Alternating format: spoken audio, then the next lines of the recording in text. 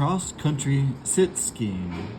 Cross-country students with more severe disabilities, especially involving paraplegia or loss of one or both legs without prosthesis, are directed to cross-country sit skiing as their passport to the Nordic snow sports experience. Use of a sit ski for cross-country is perhaps the newest of the adaptive disciplines, equivalent of a wheelchair athlete. Those committed and amazing athletes who compete in road races, wheelchair basketball, and other of the many wheelchair sports. Because the discipline is new, it is even more of a state of flux than other adaptive snow sports. Instructors interested in this discipline may make an effort to research refinements to equipment and teaching technique somewhat intuitively. Equipment. Most adaptive cross-country skiers use a sit ski constructed of metallic tubing with restraining straps and a removable ski and mounting system.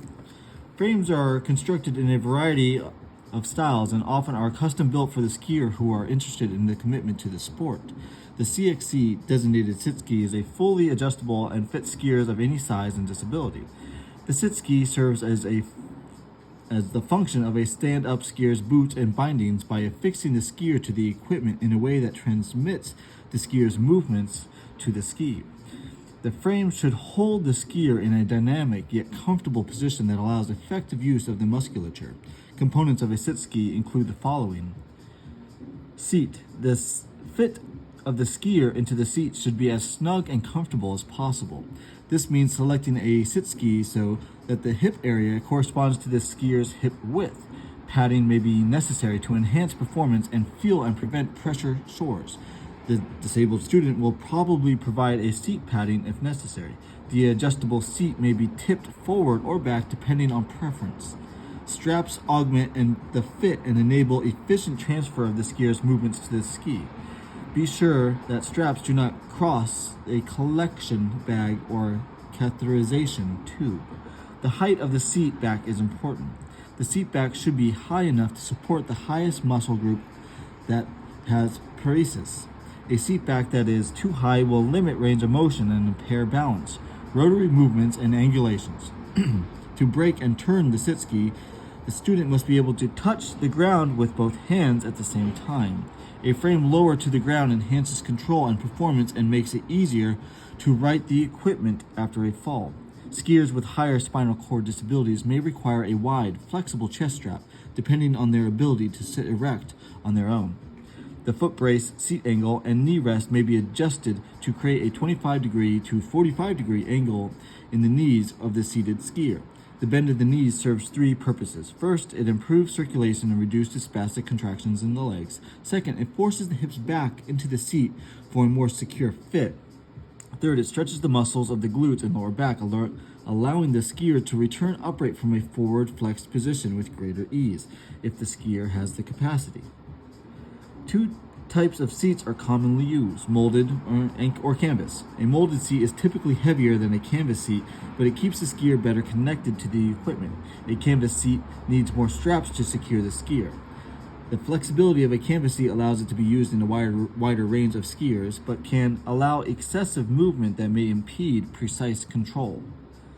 Bindings. Racers and serious recreational sit skiers use the same bindings used by stand-up cross-country skiers, except that the two pairs are needed instead of one secure to the frame of the skis. Because of the quick-release system, these bindings, while costly, allow for ease of storage, transport, and ski waxing. They allow the selection of different skis based on terrain, snow conditions, and type of activity planned on any given day.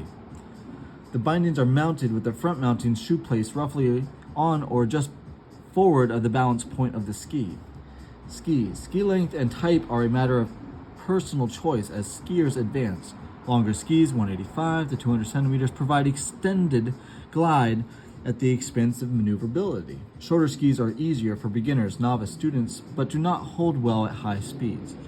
Short, stiff skating skis may not allow full contact with the snow, resulting in excessive sliding and reduced control. Softer skis are generally better for control and edging. When the student is seated, The midsection of the skis should contact the snow. The skis are mounted to the frame about 7¼ inches apart inside edge to fit the groomed track width. Skis should be waxed regularly to enhance glide. Spray or rub-on waxes are convenient, fast, and reliable, and require little equipment. Waxless skis or waxing for grip should not be used. Poles. Think of poles as extensions of the arms. Cross-country skiers need to use their arms and upper bodies to forward locomotion, turning and braking. Appropriate pole length varies depending on the terrain, ability, and strength of the skier, and personal preference. To measure the pole length, have the students sit in the frame with the tip of the pole on the snow. The top of the grip should reach between the chin and top of the head. Try different lengths to determine what sizes work best. Longer poles, while uncomfortable at first, provide better power, especially going uphill. Shorter poles are generally easier for beginners and individuals with certain disabilities and allow for a faster turnover rate. Poles with small baskets are necessary for groomed trails. The smaller the triangular the basket allows the poles to plant with minimal resistance and maximum push. Durability is an important consideration when choosing poles. Sit skiers apply more force to poles than stand-up Nordic skiers. Overly fragile high-performance poles, while reducing weight, may not hold up. Finally, make sure the straps on the pole grips are adjusted correctly. Properly adjusted poles allow for longer push stroke and longer rest time for the hand and arm. Stability. Adjusting the CXC sit ski seat to the lowest setting while maintained needed seat slope will improve stability. Tethering devices. Cross-country skiing, especially in the sit ski, is a physically demanding sport. Depending on the disability, fitness level, or type of snow and terrain, many students will need assistance on flats and hills. To aid in forward propulsion, the volunteer may wear a belt with a shock-corded line or simple attached line to foot rest, or use rigid poles attached to the frame with a carabiner. Volunteers' poles grips can also be looped into the footrest and hauled along. Once attached, the volunteer skis or walks in front of the student while assisting in forward propulsion. A student who is fairly fit and independent may need help only occasionally. As an alternative to attaching themselves to the frame, volunteers may give a push from behind as needed to help control speed and stop the sit ski.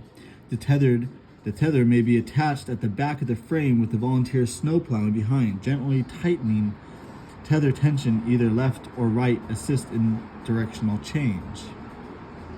All tethering movements should be gentle and gradual. Use a tether or find another route whenever you have any doubt about the student's ability to handle the terrain independently.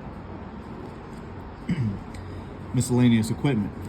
Before heading out on the trail, whether for an hour or much longer, be sure to bring the following: water for student and volunteer, snacks for student and volunteer, a pack with extra warm/dry clothing for longer outings, spare gloves, as sit skiers use their hands frequently in the snow for turning and balance, sunscreen and lip balm, sunglasses, trail map, tether system, even for strong skiers in case of a broken pole or injury, radio for longer trips to check in with base camp, warm footwear or a foot-leg blanket.